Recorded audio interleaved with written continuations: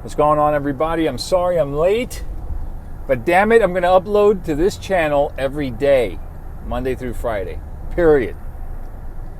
One way or another. I had a work thing that I had to do, and I couldn't get out, and I couldn't do a 5 o'clock podcast, and YouTube won't let me live stream on the Non-negotiables channel until I have 1,000 subscribers. So please, if you're out there, subscribe, hit the notification bell, and we'll be live again tomorrow.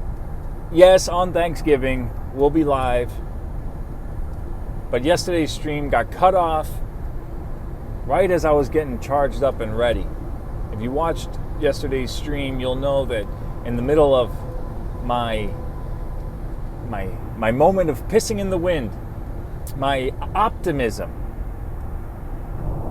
sort of coming through, my optimistic thinking where I was about to share with you my hopes for a possible reunification of the nation, the live stream went dead. I couldn't get it to work again, and so it ended, but I have about 14 minutes to lay out my ideas here. So what I was saying yesterday, the whole point of yesterday's podcast was, what if you're right? We talk about the polarization in this nation. We talk about left and right and Republicans and Democrats, and we hate each other. We talked about how we are all in our own little bubbles, and we kind of feed our own biases. But that's true to a point, but the fact is that people on the right, we look at left-wing sources. We have logical, thought-out reasons for why we think what we think. We're not emotional, and we're not just reactionary. We don't go out there and call people names like petulant children. We really know why we believe what we believe. And on the right, we've been talking about what a Biden presidency would look like for a while. While everybody's talking about a return to normalcy, what they're talking about is a return to the American balls being in the hands of the international community. We talked about Biden. He's a return to the establishment. He's going to create basically, a Bush, Clinton, Obama style government where it's all just federal government power, international influences. And while Joe Biden went ahead and released his top cabinet picks, and I don't remember all their names, but I do remember a lot about what I researched on them. There's Yellen, the chick from the Fed. Her big claim to fame was being involved during sequestration. She's going to increase and push for an increase in the interest rate. She's going to single-handedly screw up our monetary situation. You've got some other guy in there who was instrumental in designing the Iran nuclear deal. Guess what's coming back on the table? Biden already talked about wanting to reinstitute the Iran nuclear deal. Weaken the American position. All of these Middle East deals that have been coming in that Trump has put together, 3 of them in the past couple of months, all that's gone.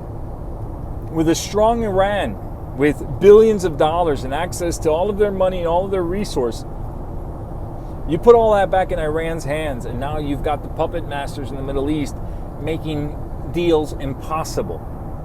You notice how fast, with Iran out of the picture, Palestine was no longer the anchor holding all of the warring factions together? Now nobody gives a damn about Palestine, because Palestine is a non-player, it's a non-entity. It's just an excuse.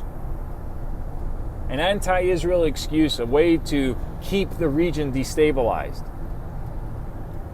John Kerry said, there's no deal that doesn't include Palestine. Well, now John Kerry is in the cabinet. He's coming in as a climate change czar. Guess what's going to happen? We're back in the Paris Accord.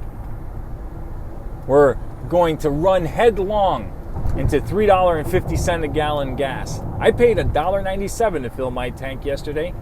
I took a picture of the gas tank just so that I could remember these good old days. The Green New Deal will start popping up. Manufacturing is going to tank. New constructions are going to go down. He's got people in his cabinet that are proponents of national mask mandates and national shutdowns. Everything that we said was coming, he's already played his hand. He's shown us, you're right. People on the right, you were right. And so my pissing in the wind moment, and I don't know. I say it, I feel so stupid. After 4 years of being called every name in the book, of being called racist, of being called hateful, of being lied about for supporting Trump, that I even consider and think about, is there a way to unify with the Democrats out there, particularly the low information voters who just believed everything CNN said, people like my cousins that I talk about often. Lovely people I would die for in a day, in a second.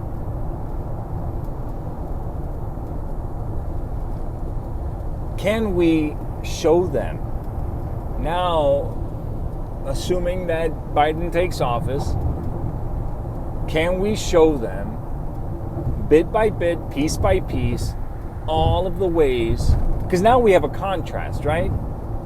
Now we're going to be able to show a real and honest contrast between real conservative policy under Trump and establishment leftist globalist nonsense under Biden. Is it an opportunity to grow our coalition when, all of the stuff that's coming down the pike comes down the pike? When, houses and that they own, all of a sudden the taxes go through the roof. All of a sudden when they want to build an extension on their house or fix their kitchen, they, the regulatory agency comes in for the permitting and says, yeah, well, actually you got to change every window in your house if you want to change the counter in your kitchen. Because they're going to tie these Green New Deal policies to every permitting process for every home in the nation. When they're paying more for gas. When our freedoms are eroded. Now we got more liberals than ever owning guns. Well, Biden already said he's going to put Beto in charge of the gun problem in this nation. Part of his platform is to make it illegal to purchase ammunition and gun accessories online. Meaning, if your local gun store that you can drive to doesn't have what you need, you can't get it. Are we going to see enough of a contrast? Do we, as conservatives, have an opportunity here to strengthen our coalition? Coalition that's damn strong. 74 to 78 million people strong.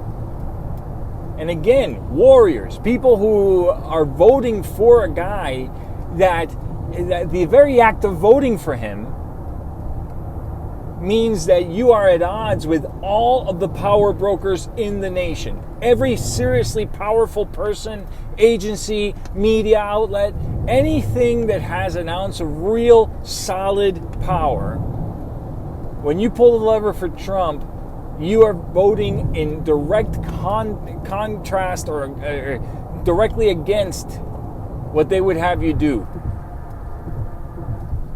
You would set yourself up in their crosshairs. Those are warriors. Those aren't just people, uninformed voters. Those are real informed people, America-loving patriots. Not a one of them fake, not a one of them invented, not a one of them dead. The Democrats cornered the market on the dead vote.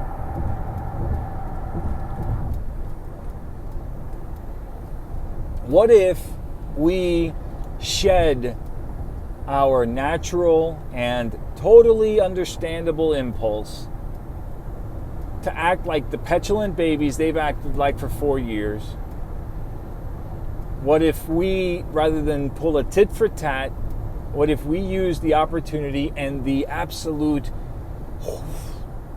flood of contrasting events that are coming to try to strengthen that coalition? That's what we did after 2008 with Obama, and Obama got like 5 million fewer votes in 2012. Of course, we ran the worst possible candidate in 2012 with Mitt. But maybe, just maybe, we could do the same now.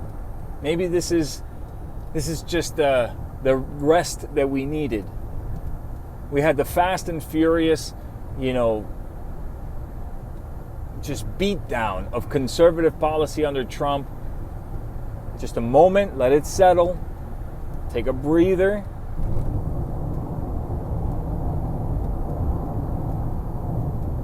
And then in 2024, our coalition is just unbeatable.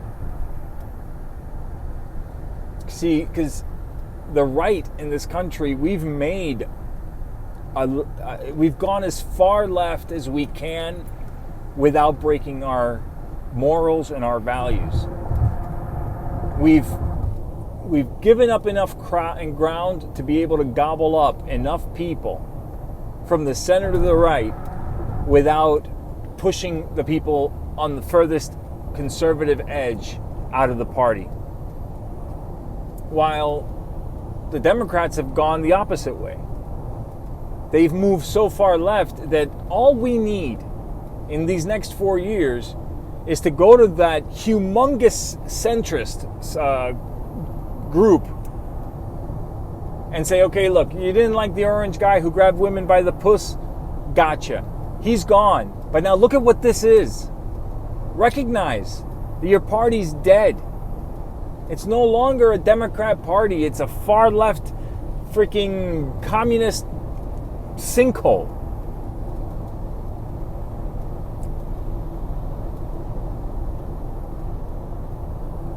I don't know. See, that's the thing, right? This is the thing about us on the right.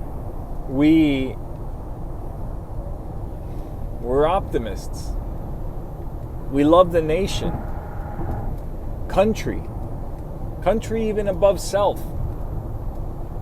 We won't burn it down. And if that means that we're playing by different rules, if that means that, it's an unfair field of play, then so be it.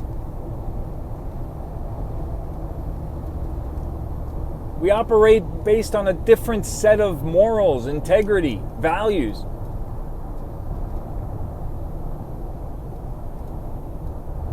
We won't stomp our fist and beat our feet, and we won't throw tantrums. We'll find the way. We always do. We always do. And maybe it's pissing in the wind. But if it is, I don't know. Can we be any other way? Is it in us to be the rioting, CVS burning lunatics that the left are? Do we possess the ability? Is it in our DNA? I don't think that it is. I think that if we tried to fake it, it would come across as fake, it wouldn't last at all, and it would fizzle out.